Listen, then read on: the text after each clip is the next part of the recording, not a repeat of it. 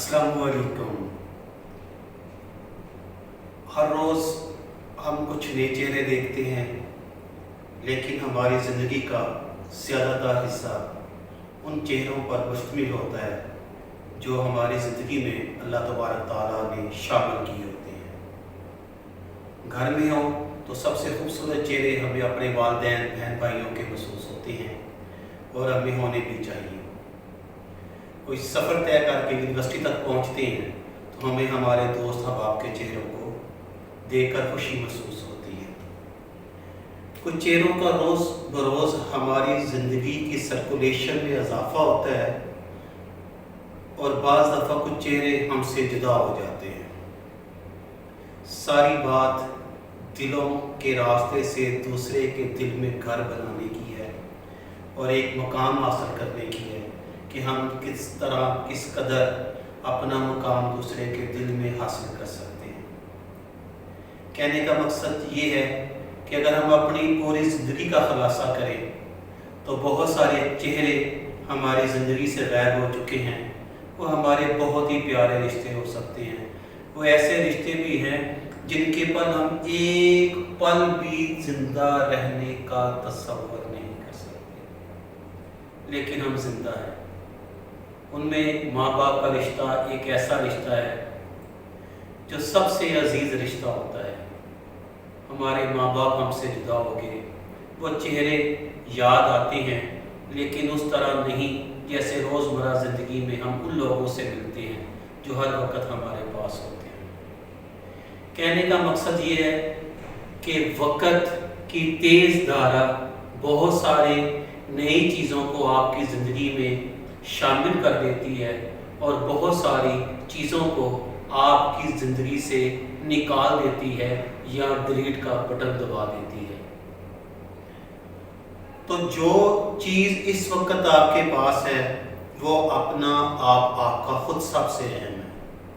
اگر آج آپ اپنے آپ کو ویلیویٹ کرتے ہیں اور آنے والے وقت کے لیے اسے تیار کرتے ہیں تو یقین جانیں آپ یہ ایک بہت بڑی انویسٹمنٹ اپنے اوپر کر سکتے ہیں۔ یہاں پہ موجود سب دوستوں سے، سب اسٹوڈنٹ سے میں یہ پوچھنا چاہوں گا کہ آج کی یہ انویسٹمنٹ کل کی پروفیٹیبل رقم کے طور پہ آپ دیکھ رہے ہیں یا آج کی انویسٹمنٹ ان فیوچر میں آپ اپنے مستقبل کو دیکھ رہے ہیں۔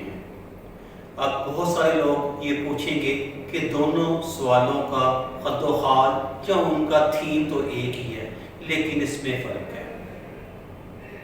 جو لوگ انویسٹمنٹ کرتے ہیں وہ پروفٹ اور لاس کے ذمہ دار ہوتے ہیں، اور جو لوگ اپنے فیوچر کو آنے والے وقت کے لیے انویسٹمنٹ کرتے ہیں وہ قوموں کے معیار کو، قوموں کو بنانے کے لیے کرتے ہیں تاکہ ان کی شخصیت سے قومیں پائے تکمیل تک پہنچ سکے۔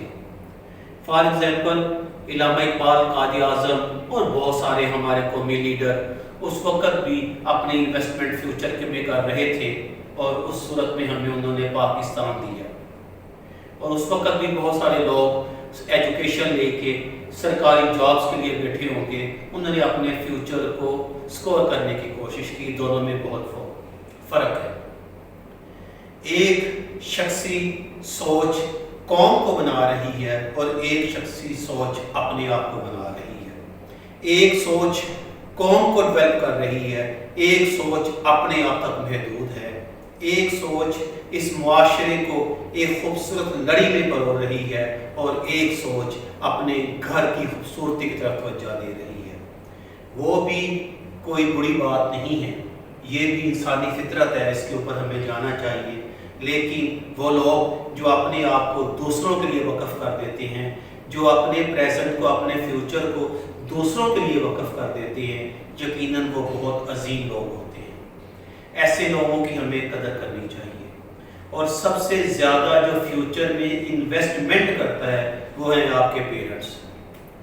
ان کی ہر خوشی کی انویسٹمنٹ فیوچر کے اندر ہوتی ہے اور آپ کی صورت میں ہوتی ہے۔ وہ اپنے تمام نامکمل خواب آپ کی شخصیت میں دیکھ رہے ہوتے ہیں۔ اساتذہ کرام آپ کے اندر ایک اچھا فیوچر دیکھ رہے ہوتے ہیں۔ ماں باپ بغیر کسی غرض کے، بغیر کسی لالچ کے آپ کے اندر اپنے خوابوں کو پائے تکمیل تک پہنچتے ہوئے دیکھ کر خوشی محسوس کرتے ہیں۔ کچھ رشتے ایسے ہوتے ہیں دوستو جن کا کوئی نعم البدل نہیں ہوتا، کچھ ساتھی، کچھ دوستیاں ایسی ہوتی ہیں جو ناپائیدار ہوتی ہیں، اور کچھ دوستیاں ایسی ہوتی ہیں جو اپنی مثال آپ ہوتی ہیں۔ یقیناً اس وقت ہماری سوچ شاید محدود ہو، لیکن جب آپ ان چیئر سے اٹھ کے جہاں پہ کھڑے ہو جائیں گے تو تب آپ کی نظر بہت ساری چیزوں کے اوپر جائے گی۔ فار ایگزامپل آپ سب مل کے مجھے دیکھ رہے ہیں اور میں اکیلا آپ سب کو دیکھ رہا ہوں۔ وہاں سے یہاں تک کے سفر میں سوچ بدل جاتی ہے، وہاں سے یہاں تک کے سفر کے اندر آپ کی شخصیت بدل جاتی ہے، وہاں سے یہاں تک آتے آتے آپ کے دیکھنے کی صلاحیت بدل جاتی ہے، وہاں سے یہاں تک آتے آتے آپ اپنی شخصیت کو کہیں ایک سائڈ پہ رکھ کے ان شخصیت کو مزید نکھارنے کی کوشش کرتے ہیں۔ میرے دوستو، زندگی کا مقصد اس طرح حاصل کرنے کی کوشش کریں کہ وہ نہ صرف آپ کا فائدہ ہو بلکہ آپ کے گھر والوں کا فائدہ ہو، بلکہ آپ کی ملک کا فائدہ ہو، بلکہ اس امت مسلمہ کا فائدہ ہو۔ پھر تو آپ نے اپنی انویسٹمنٹ بہت اچھی کی ہے۔ اور اگر آپ اپنی ہی ذات کے خول کے اندر گھومتے رہے تو پھر میری نگاہ میں یہ کامیابی کوئی اتنی پائیدار کامیابی نہیں ہوتی، یہ کسی وقت پیچھے نہیں جا سکتی ہے۔ فار ایگزامپل ہمارے ملک میں لاکھوں ڈاکٹر، انجینئرز، استاذہ اکرام ہو گئے، اگر ایک ڈاکٹر کوئی نئی تحقیق نہیں کرتا، کسی نئی جگہ پہ جا کے کوئی نئی میڈیسن نہیں بناتا اور وہ پوری عمر اپنے سربس کرنے کے بعد اللہ کو پیارا ہو جاتا ہے، اس کے جانے کے بعد کہیں نہ کہیں اس کی خلا کو پر کر دیا جائے گا۔ کوئی ایک شخص میں بھی اگلے ہی دن اس کی چیئر پہ بیٹھا ہو اور وہ سارے کام سر انجام دے رہا ہو۔ یہ تھا اس کا یوزر استعمال۔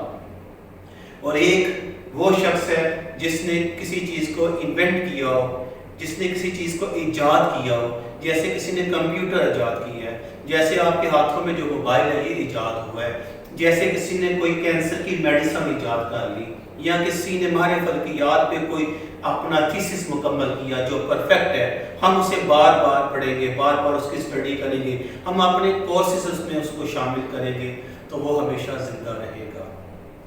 بہت سارے سائنسدان، بہت سارے مفکر، بہت سارے شاعر اس وقت بھی آپ کے سلیبس میں شامل ہے جن کا ہم نام لیتے ہیں۔ اس طرح وہ اپنے کام کی وجہ سے آج بھی ہماری بکس کے اندر، ہمارے ماحول کے اندر، ہماری اسٹڈی کے اندر زندہ ہے۔ تو آپ نے بھی اپنے آپ کو زندہ رکھنا ہے، یہ نہیں کہ کچھ وقت کے لیے آئے ہیں اس معاشرے کے اندر اور کچھ وقت گزارنے کے بعد بے نامی کی موت مر جائیں، تو یہ شیوا آپ کا نہیں ہے، یہ عمل آپ نے نہیں کرنا۔ آپ کا شیوا یہ ہے کہ آپ کا نام ہمیشہ ہے۔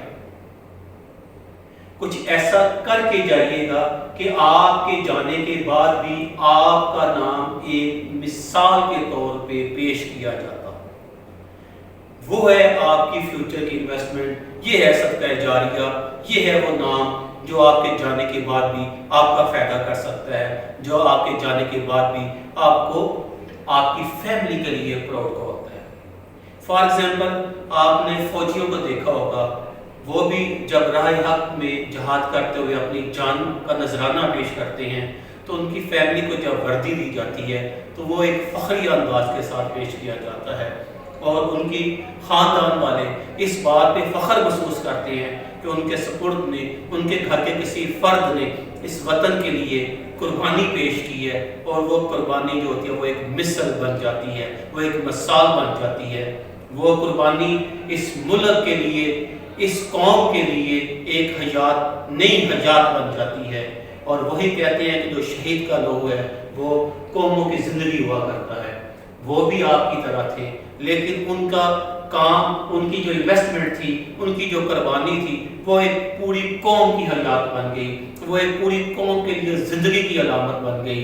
اور کچھ اسی وقت کچھ کسی اور جگہ پہ کوئی اور شخص اللہ کو پیارا ہوتا ہوگا، کمی اس کی بھی پوری نہیں ہو سکتی، لیکن میں بھی ہم نے اس کا علم بھی نہ ہو، میں بھی اس ایک محلے کے بعد دوسرے محلے میں اس کا علم نہ ہو، لیکن ایک ایسا شخص، ایک ایسا نام جو انٹرنیشنل لیول کے اوپر ہو، اس کے چلے جانے سے پوری دنیا پہ اثر پڑتا ہو۔